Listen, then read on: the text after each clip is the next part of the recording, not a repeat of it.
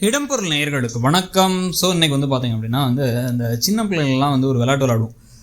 யாராவது ஒருத்தவங்க கிளாஸை இடிச்சிருவோம். இடிச்சதுக்கப்புறம் நீ என்னை இடிச்சல, அதுக்காக இந்த உனக்கு நான் ஒரு தடவை இடிக்கிறேன், நீ என்னை குத்துனல, அதே மாதிரி நானும் ஒரு தடவை குத்துறேன் அப்படின்ட்டு அந்த மாதிரி சீரியஸாக வளர்ந்ததுக்கப்புறமும் ராகினியும் தமிழும் குத்தி விளையாடிக்கிட்டு இருக்காங்க இன்னைக்கு எபிசோடில். ஸோ எடுத்த உடனே கோட்டை விட்டு வெளில கோர்ட்டில் என்ன சொல்லிட்டாங்கன்னா, ஹைகோர்ட்டே போனாலும் சரி, நான் சொத்தெல்லாம் நான் எங்களை விட்டு எங்கேயும் போக விட மாட்டேன், அது ஏன் சொத்து, எனக்கு எங்கள் அம்மா அப்பா கொடுத்தது அப்படின்னு ராகினி ஜாலியாக பேசிக்கிட்டு இருக்காங்க.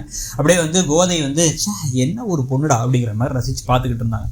வெளில புலம்பிக்கிட்டு இருந்தாங்க, என்ன பண்ணுறது, இப்படி பண்ணிட்டாவே, இப்படி பண்ண மாட்டான்னு நினச்சேன், யோசிக்க டைம் வேணும்னு சொல்லுவான்னு நினச்சேன், இப்படி பண்ணிட்டாலே அப்படின்னா காம்ப்ளிகேட் ஆகிட்டே போகுது கேஸு, எப்படி போகுதுன்னு தெரில, அடுத்த ஹியரிங் எப்போங்க நாங்கள் சொல்கிறோம் அப்படின்னு வேறு லாயரும் சொல்லிடுறாரு. ஏய் நெல்றி அப்படின்னு உடனே கோதை நிறுத்த சொல்லிட்டு, எப்படி ஒரு மோசமான பிள்ளையா இருந்திருக்க, உன்னை நான் ஒழுங்காக வளர்த்தேன், இவனில் வளர்த்த மாதிரி தானே நீயும் வளர்த்தேன், நியாயம் இல்லாமல் நீதி இல்லாமல் இப்படி பண்ணிட்டியே, இதே பொண்ணு தான் உங்கள் வயிற்றில் பிறந்ததுக்கு அசிங்கமாக இருக்குன்ட்டு உங்கள்கிட்ட சொத்தை வாங்கினதுக்கு வேணா நீங்கள் ஒரு ஓரமாக இருந்துக்குங்கன்னு நினச்சி இந்த பொண்ணு இப்போ கோர்ட்டில் மாற்றி பேசணும்னு நீங்கள் எப்படி நினச்சிங்க அப்படிங்கிறது புரியல. நீங்கள் முட்டாள்தனமாக ஹாஸ்பிட்டல் வச்சு கொடுத்தா அந்த பொண்ணு கேட்டுச்சா?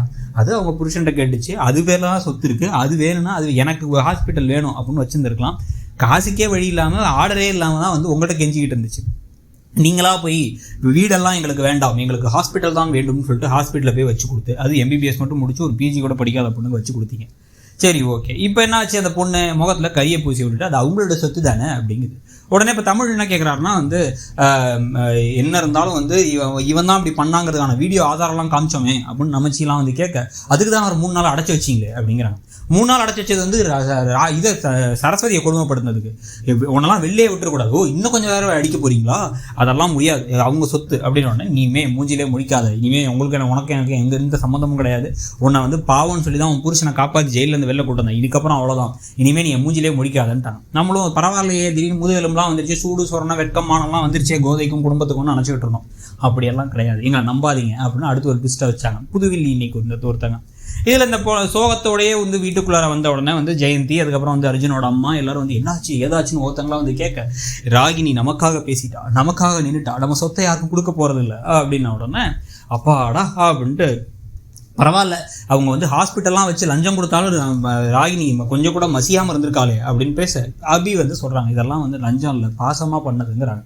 அப்போ அதெல்லாம் இப்போ இந்த டைம் கரெக்டாக பண்ணாங்க, பண்ணிட்டு சொத்தையும் இப்படி விட வேண்டியதானே அப்படின்னா, சொத்தை நீங்கள் ஏமாற்றி பிடிங்கிட்டீங்க அப்படின்னா எதுவும் என்னம்மா இது எதுக்குமே பதில் சொல்ல ராகினி. என்னம்மா வருத்தமாக இருக்கியா நீ அப்படின்னு கேட்டால், இல்லை அம்மா எப்பயுமே கூட இருந்திருக்காங்க, அம்மாவே இப்போ திட்டாங்க, ஒரு வேளை நமக்கு ஒரு பிரச்சனை வந்துடுமோ, அம்மா இதுக்கப்புறம் கூட நிற்க மாட்டாங்களோ அப்படின்னு இவங்க பேசிகிட்டு இருக்கும் பொழுது விடு எல்லாத்தையும் பார்த்துக்கலாங்கிறாங்க. இப்போ அர்ஜுன் அடுத்த முடிவு கண்டார், இந்த மாதிரி இவ்வளோ பார்த்துக்கிட்டே இருக்க முடியாது, என்னைக்கு வேணாலும் உங்கள் அப்பா அம்மாவுக்கு சொத்தை போய் திருப்பி எழுதி கொடுத்தாலும் கொடுத்துருவா, அதுக்குள்ளார சொத்தை நம்ம பேருக்கு மாற்றணுன்ட்டார் அப்படின்னு நமக்கு ஒரு பக்கம் போகுது. இது நடுவில் அங்கே வீட்டில் இப்படி புலம்பி எல்லாரும் இப்படி மோசமான ஒரு பொண்ணாக இருப்பான்னு நாங்கள் நினைக்கவே இல்லை, இப்படி பண்ணிட்டாலே அப்படி பண்ணிட்டாலேன்னு மாற்றி புலம்பிக்கிட்டு இருக்காங்க. உடனே சொத்தை விடவே கூடாதுன்னு நடேசன் பேசுறாரு. சொத்தை பற்றி எனக்கு கவலை இல்லை, இவ்வளோ பெரிய முட்டாளாக இருக்காக்கிறதா எனக்கு கவலையாக இருக்குது அப்படிங்கிறாங்க கோதை. சொத்தை பற்றி ஏன் கவலை இல்லைன்னா, அவங்க பொண்ணுக்கு எல்லா சொத்தையும் கொடுத்தவங்க ஜாலியாக இருக்கட்டும் அப்படின்ட்டாங்க. இங்கே பையன் கஷ்டப்படணும், கையில் விழணும், மேலே விழணும், ஜெயிலுக்கு போயிட்டு வந்திருப்பாரு, எல்லாம் பண்ணிருக்காரு பரிதாபமாக தமிழ். ஸோ தமிழ் ஒன்று ஆமாம் அம்மா அப்படி சொல்கிறாங்கன்ட்டாங்க. ஸோ மொத்தமாகவே குடும்பமே ஒரு கொஞ்சம் லைட்டாக பைத்தியக்கார குடும்பம் மாதிரி தான் நடந்துப்பாங்க. இப்போ இந்த சமயத்தில் டக்குன்னு சரஸ்வதி யாரை கூப்பிடுறது, நம்ம இப்போ ஃபங்க்ஷனை பற்றி பார்ப்போம். வளகாப்புக்கு சரஸ்வதி வீட்டை எல்லாத்தையும் கூப்பிடணும், நம்ம மாமா வீட்டை எல்லாத்தையும் கூப்பிடணுங்கிறாங்க. இப்போ சரஸ்வதி வீட்டில் ஆள் வராங்களான்னு பார்ப்போம். உடனே அப்போ ராகினி அப்படிங்கிறாங்க சரஸ்வதி, எதுவும் பைத்தியம் ஆயிட்டியா நீ, இவ்வளோ நேரமாக பேசலாம் கேட்டுச்சா இல்லையா உனக்கு அப்படின்னு நல்லா கேட்க, அவள் இல்லாமல் எப்படி இன்னைக்கு நின்று சண்டையாக இருந்தாலும் நாளைக்கு சேர்ந்துருவோம், எல்லாம் சரியாயிடும் அப்படிங்கிறாங்க. என்ன கருமனே தெரில, போட்டு ஜெயிலில் போட்டு அடித்து கஷ்டப்படுத்தி இதுக்கப்புறம் இந்த குகம் எல்லாம் எல்லாம் இது பண்ண இந்த நிஜமாவே இந்த ஒரு சீரன் கூட நம்மளை இவ்வளோ எரிச்சலாக்கி கோபம் வர வைக்கிற அளவுக்கு நடந்துக்குது. கொஞ்சமாச்சு லாஜிக்கும் கிடையாது. இருக்கிற எல்லாருமே முட்டாளாக இருந்தால் எப்படி தான் சீரியலை நம்ம ரசிச்சோ இல்லை உட்காந்து 20 நிமிஷத்தை பார்க்குறதுங்கிற அளவுக்கு தான் இருக்குன்னு வச்சுக்கோங்க. அது ஏதாவது மாற்றம் வரும், நம்மளும் ஓதரையும் பார்க்குறோம், முன்னாலாம் நல்லா தானே இருந்துச்சு அப்படின்ட்டு. ஸோ இப்போ பார்த்தீங்க அப்படின்னா, இப்போ ரொம்ப யோசிச்சுட்டு சரி ஓகே அவளுக்காக தான் அந்த ஃபங்க்ஷனே வைக்கிறோம், நம்ம அதுக்காக போவோம் அப்படின்னு கோதை டபக்குன்னு முடிவு பண்ணிட்டாங்க. இப்போ தான் நம்ம முடியாது, நீங்கள் ஸ்ட்ராங்காக இருக்க வேண்டியதானா, அதெல்லாம் இல்லை பண்ணுவோம் அப்படின்ட்டாங்க. உடனே இப்போ தமிழும் வேறு கூட சேர்ந்துட்டார், வேறு யாரும் அனுப்பி கேட்டு தானே தமிழும் சேர்ந்து உடனே கூட போகிறார். போயிட்டு என்ன இருந்தாலும் என்னோட மனைவியோட வளகாப்பு அப்படின்ட்டு கிளம்பி வீட்டுக்கு போனால், அவங்க வீட்டில் இருந்துக்கிட்டே இவங்க அர்ஜுனோட அம்மா எதுக்கு நீங்களாம் இங்கே வந்தீங்க அப்படின்னு கேட்குறாங்க. வேறு இந்த கொடுமைக்கு மேலே இன்னும் என்னென்ன கொடுமையெல்லாம் பார்க்கணுமோங்கிறது நமக்கு ஒன்றுமே புரியல இந்த சீரியலில். ஸோ உங்களுக்கு என்ன தோணுதுங்கிறத சொல்லுங்கள். தேங்க்யூ. இடம்பொருள் நேயர்களுக்கு வணக்கம். ஸோ இன்னைக்கு பார்த்தீங்க அப்படின்னா அந்த சின்ன